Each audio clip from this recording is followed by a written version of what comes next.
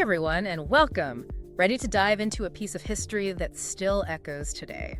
We're talking about the fall of the Berlin Wall, that iconic moment in 1989. It's one of those events that captured the world's attention. Absolutely. And while most people know the date, November 9th, there's a whole chain of events leading up to it. A story that's way more intricate than you might realize. It's like, what were the seemingly insignificant moments that built up to this seismic shift? Yeah. That's what we're going to uncover. Exactly. We're going to peel back the layers, see how whispers of discontent turned into a roar that changed the course of history. So to really understand the fall of the Berlin Wall, we have to go back a bit, set the stage. Think Cold War. Yeah, a world divided. Right. On one side, you have the Communist East, led by the Soviet Union. On the other, the Democratic West, and Europe's right in the middle of it all, and Berlin itself. A city literally split in two by the Berlin Wall. Imagine that, like waking up every day and seeing that concrete barrier cutting right through your city. A constant, tangible symbol of a world at odds. It wasn't just an idea, it was a lived reality for millions of people. Families divided, friendships cut off. The wall was this stark reminder of the human cost of this ideological battle. It's hard to even grasp what that must have been like, but for years, this division seemed permanent, almost like a fact of life. And then things start to shift. We have to talk about Mikhail Gorbachev. Gorbachev, a pivotal figure. Totally. He comes to power in the Soviet Union with this idea of reform. He's not trying to dismantle the Soviet system, at least not initially, but he knows it needs to change, and this is where glasnost and perestroika come in. Two big words, but huge implications. Break it down for us. What do they actually mean? Okay, so glasnost, think openness. Gorbachev wanted to relax the tight control on information, allow for more freedom of speech. Imagine after decades of censorship, people could suddenly voice their opinions more freely. Wow, like cracking open a window after years of stale air? Exactly. And then there's perestroika, which was about restructuring the Soviet economy. It was in rough shape. Gorbachev thought, let's introduce some elements of a market economy, give people a bit more economic freedom. It's fascinating though, right? Because he probably thought these reforms would strengthen the Soviet system. Make it more adaptive. Yeah.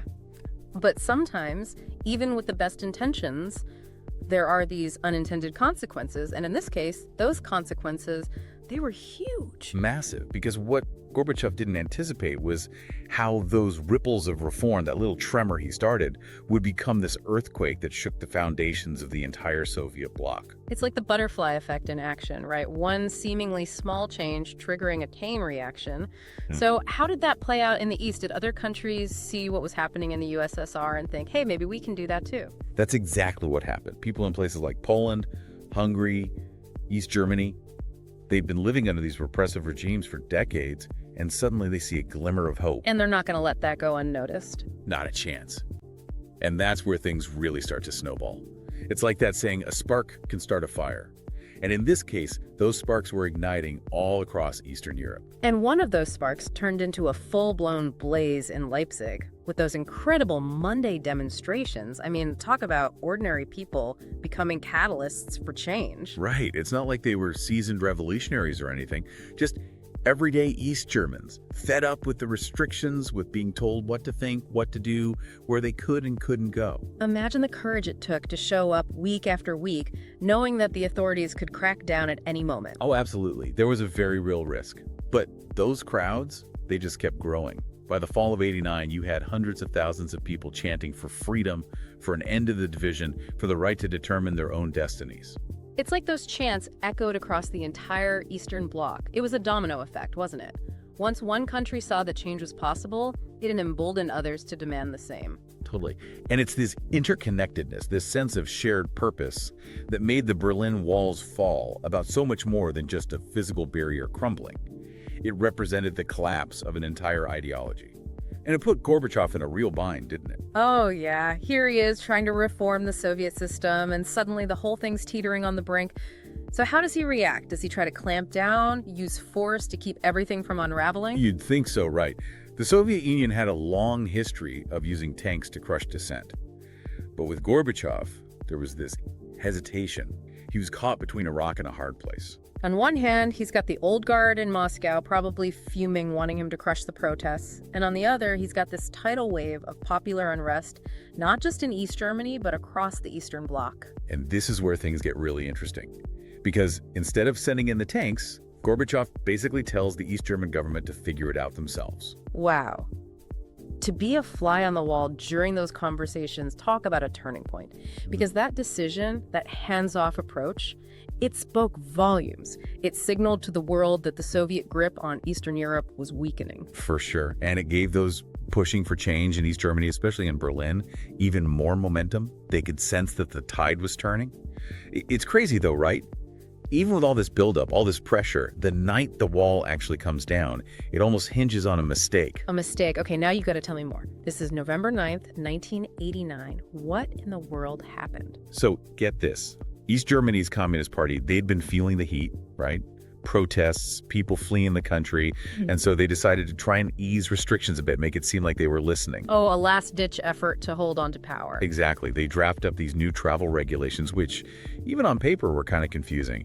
But then they make this huge blunder. Which is? They put this guy, Gunther Schabowski, in front of the cameras to announce the new regulations. And he clearly hadn't read the memo very carefully. This is the press conference that's become the stuff of legend, right? The one and only. So a reporter asks him, when do these new regulations take effect? And Schabowski, he fumbles through his notes, looks up, and says something like, as far as I know, it takes effect immediately, without delay. No way, immediately. Yeah. Without delay. After decades of these ironclad borders, I can only imagine how electric that moment must have been. People watching on TV, they can't believe their ears. Are they really hearing this right? Could they actually go west, just like that? And so they vote with their feet, right? Thousands upon thousands of East Berliners, they head straight for the wall. It's like something out of a movie, you know? People just surging towards this wall, this symbol of oppression, and it just gives way. It's one of those moments where reality is stranger than fiction. You have to remember, those border guards, they were used to enforcing obedience, not dealing with, well, joy. It's like their entire world was turned upside down in an instant. How could they possibly comprehend, let alone control, what was happening? Exactly. They were totally unprepared for this kind of spontaneous celebration, this outpouring of emotion. Some tried to hold the line, but the tide had already turned. The Berlin Wall, once this impenetrable barrier, was now being chipped away at by hammers, by cheers, by the sheer force of human will. It sends chills down your spine just thinking about it.